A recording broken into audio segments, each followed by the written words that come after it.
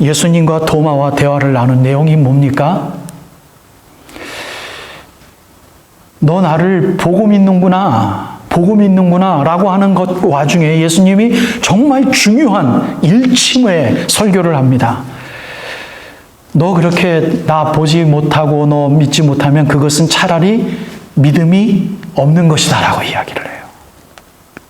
믿음이 없는 것이다 라고 이야기를 해요.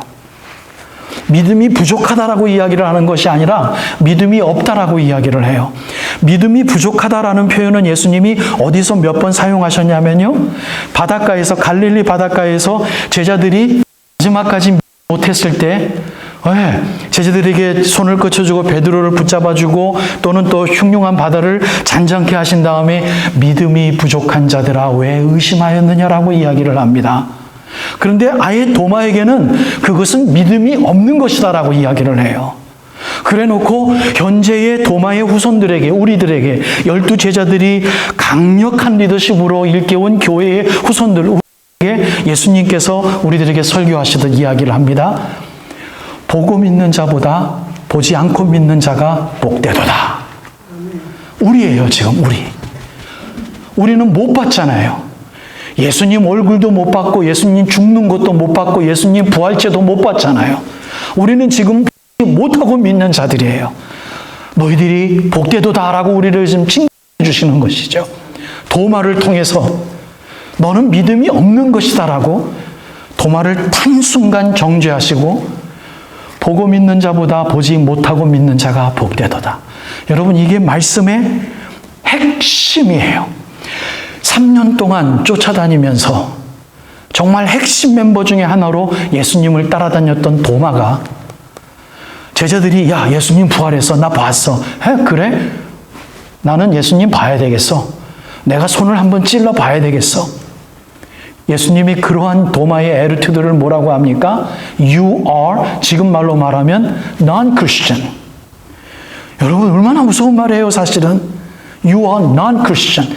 근데 저는 여러분들에게 오늘 무슨 강의를 해드리려고 그러냐면 우리가 혹시 이러한 똑같은 모습이 있지는 않은지 한번 경성해 보자라는 거예요. 어떤 부족한 제자들의 모습이냐면 그분들의 삶이, 제자들의 그분들의 삶이 방향성이 예수님의 제자도를 통해서 제자들에게 가르쳐줬던 거하고는 터무니하게 달랐다는 거죠. 그래서 정작 예수님은 마지막에 가서 정확하게 마태복음 8장에 마태복음 8장에 누가복음 7장에 그 다음에 마태복음 16장에 예수님께서 비로소 당신의 죽음과 부활을 설교하도다 라고 가르쳐 줬어요. 제자들에게 설교했어요. 나 이제 곧 죽는다. 그리고 사흘 부활할 거야. 분명히 가르쳐 주셨어요. 예수님이. 그런데 정작 그 스승인 예수님이 부활했을 때 제자들의 태도는 어땠습니까? 믿었습니까? 믿지 못했습니까? 믿지 못했어요. 믿지 못했어요. 예수님의 부활의 모습을 보고 부활의 모습을 선포하는 2명의 천사들까지도 본 여 제자들이 와가지고 예수님 부활했어 라고 말했는데도 믿지 못했어요. 심지어 친구들이 말하는데도 도마는 믿지 못했어요. 그러니 예수님은 You are non-Christian. You are nothing to do with me. 너는 나랑 아무런 상관이 없어라고 그를 얼마나 가슴 아프게 이야기를 합니까? 베드로에게도 그렇게 이야기를 하지 않았습니까? 사단아 물러가라. 사단아 물러가라. 여러분 혹시나 우리가 예수님을 믿는 우리들의 목적 지향이 예수님이 말하고 있는 것과 조금 관계가 없다면 이건 큰일 난 겁니다. 여러분들 한번 여러분들의 신앙을 자가검진해 보십시오. 예수님이 원하시는 거에 나의 원함을 두기 위해서 우리가 신앙생활을 해야 될 필요성이 있다는 것을 제가 여러분들에게 강조합니다. 간단한 거죠. 너희는 먼저 하나님의 나라와 의를 구하라.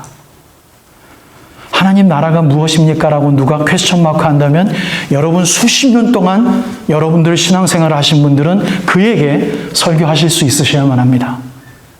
지금 이 시간에.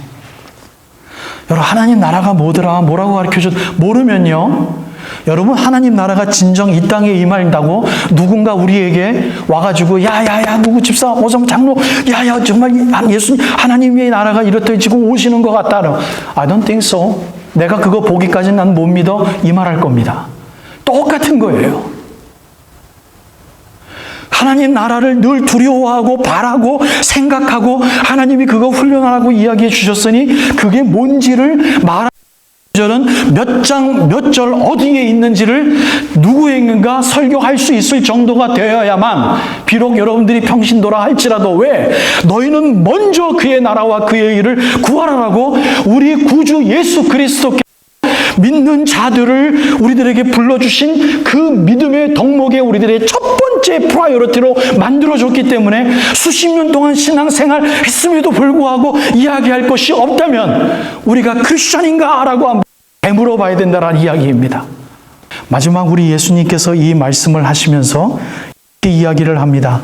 이 중요한 이야기를 요한을 통해서 너희들에게 남겨주려고 하는 것은 너희로 하여금 믿고 그 믿는 예수 그리스도의 이름을 힘입어 생명을 얻게 하려 함이니라. 아멘.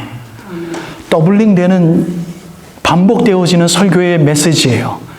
여러분, 이게 영원한 또 다른 생명에 대해서 관심이 없는 사람에겐 이 메시지는 복된 선물이 아닙니다. 지금 우리가 살고 있는데도 불구하고 또 다른 생명, 또 다른 라이프를 축복한다는 것은 별 의미가 없어요. 우리가 살고 있는 이 라이프를 축복해 줘야 우리들에게 의미 있는 거죠. 자녀들을 성공하게 하여 주시옵소서. 얼마나 강한 우리 축복 기도. 우리 교회, 우리 하나님 아버지 여러모로 부흥되게 하시고 힘있게 하시고 숫자적으로도 태워주셔서 우리들에게도 하나님 보람을 느끼게 하여 주시옵소서. 이 생에 있는 모든 것이지요. 건강 지켜주셔서 나 이 병이 있는데 말끔히 고쳐주시옵소서. 이 라이프죠. 그런데 주님께서 마지막 요한을 통해서 우리들에게 남겨주시는 복은 이 귀한 메시지를 너희들에게 남겨주는 것은 예수를 믿고 그 이름을 힘입어 생명을 얻게 하려 함이니라. 이 세상과 전혀 관계없는 또 다른 생명을 이야기를 한단 말입니다. 우리는 그걸 믿는 거예요. 12 제자들은 이 순간까지 이 생명에 대해서 관심이 없었기 때문에 이 말씀이 얼마만큼 그들에게 효과적으로 닥쳐진 메시지인지는 모르겠습니다.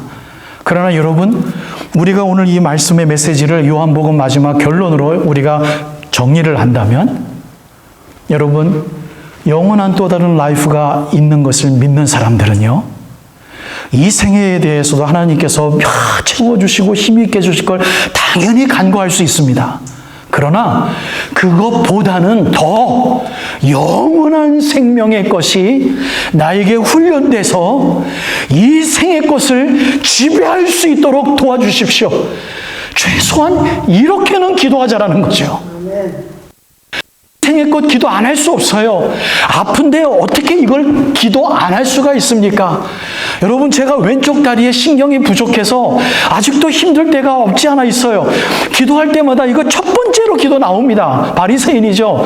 하나님, 오늘도 왼쪽 다리가 불편한데 하나님, 난 내 나이 이제 60 초반인데 잘못되다 실때서 이거 쩔뚝쩔뚝거리고 못 걸으면 결국 기도 제목이 뭔지 아세요? 우리 애들에게 부담이 되는 아빠가 되지 않게 해주세요. 눈물 나온다니까요. 눈물 나오더라고요. 힘들더라고요. 애들 걱정하니까. 아버지, 내가 갑자기 어저께도 갑자기 흐릿멍청해져서 어지러워져서 갑자기 혈압이 또 올라가는데 아니나 다를까 240까지 올라갔는데 이러다가 내가 혹시 불구가 돼서 아버지 주애가 마지막 잡 갖기 전에도 나 때문에 수발하는 일이 생기지 않게 눈물이 나오더라고요. 여러분들. 어떻게 기도 안 할 수가 있겠어요? 근데 죄송합니다. 저도 그렇게 못하지만 이 생을 살아가는 사람들에게 예수를 믿고 그 예수의 이름을 힘입어 영원한 생명을 얻게 하려 함이니라.